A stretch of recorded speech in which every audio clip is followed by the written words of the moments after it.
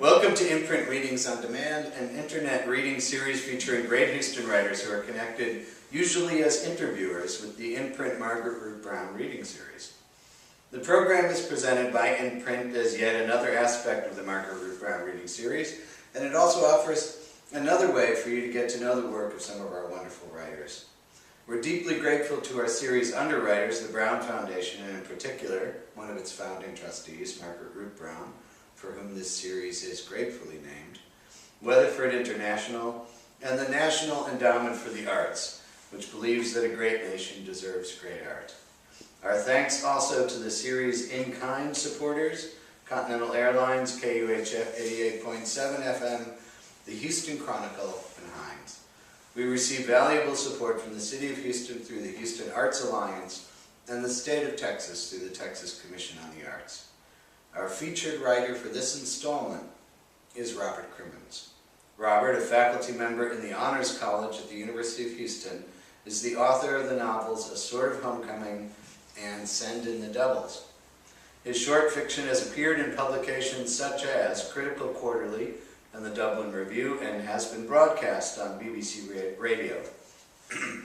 In addition to teaching writing workshops for Imprint, Robert writes for Imprint's blog about the Imprint Margaret Root Brown reading series. Originally from Ireland, he holds a Masters of Arts in Creative Writing from the University of East Anglia in the UK. We're pleased to present Robert Cremins. Thank you, Imprint. Hello, everybody. As you know, I'm from Ireland, but what you may not know is that in Ireland, it is a legal requirement that every short story writer, at some stage, write a story about a priest. And this new story is how I've met this legal requirement. This is called The Unimpeachable Father Powell.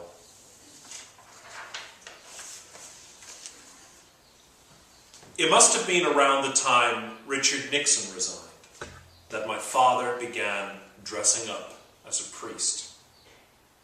The image of Martin Bell on the BBC News, standing in front of the White House, is linked in my memory with the white of Dad's new collar. I didn't understand what the President of America had done wrong, and neither did I understand why Dad now rode around on a bicycle looking like a younger version of Father Kearns, the parish priest, right down to the black hat and the pioneer pin. My parents couldn't provide me with a satisfactory explanation for either situation. Mum told me he was a bold man, President Nixon, that is. As for Dad dressing up like Father Kearns, she told me to think of it as being like Halloween every day. When I asked her whether it could be Halloween every day for me too, she replied, "Don't be daft, Milo. Daddy's doing this as part of his work." Though exactly what part, she wouldn't say. Dad tried and failed to explain the idea of impeachment. He seemed more than a little confused himself. As for the priest routine, as he called it, he told me to remember that he was an actor before producing a tube of fruit pastilles from his clericals and offering me one. After 2 seconds of resistance, I took it. He was an actor. One time, I had been allowed to stay up late and watch the Reardons and see Dad play a blow-in from Dublin, who soon blew out of the story again. Every afternoon, during children's programs, I could catch a glimpse of him dressed up as a lollipop man in the road safety ad. I liked him better in that uniform, though at school no one believed me when I said that was my father.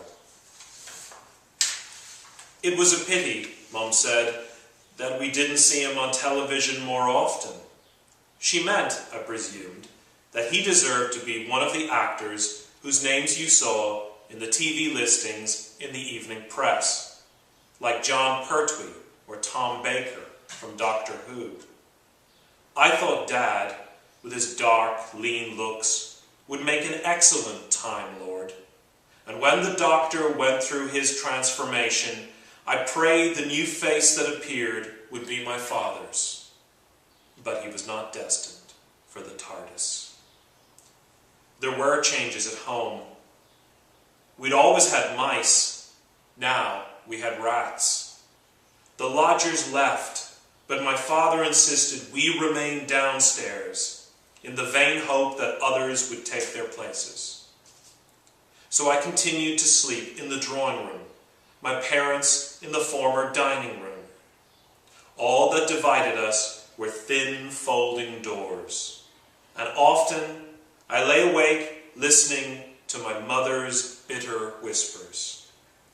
One night I heard her say, "You're off doing confessions and novenas and God knows what else, when you should be doing auditions still, auditions. We don't have 2 pennies to rub together." This confused me. We did have 2 pennies to rub together, or at least I did. In fact, I had 8 of them in the ashtray with the picture of Roman ruins under my bed. In the morning, when the bed was a couch again, I slid the ashtray out and chose the 2 shiniest. When I had perfected the trick of rubbing them together using just my thumb and forefinger, I went into the kitchen to show my mother.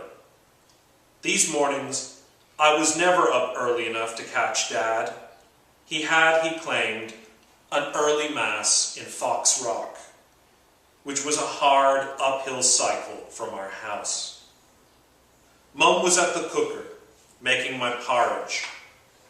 The bags under her eyes were getting as heavy as wet tea bags.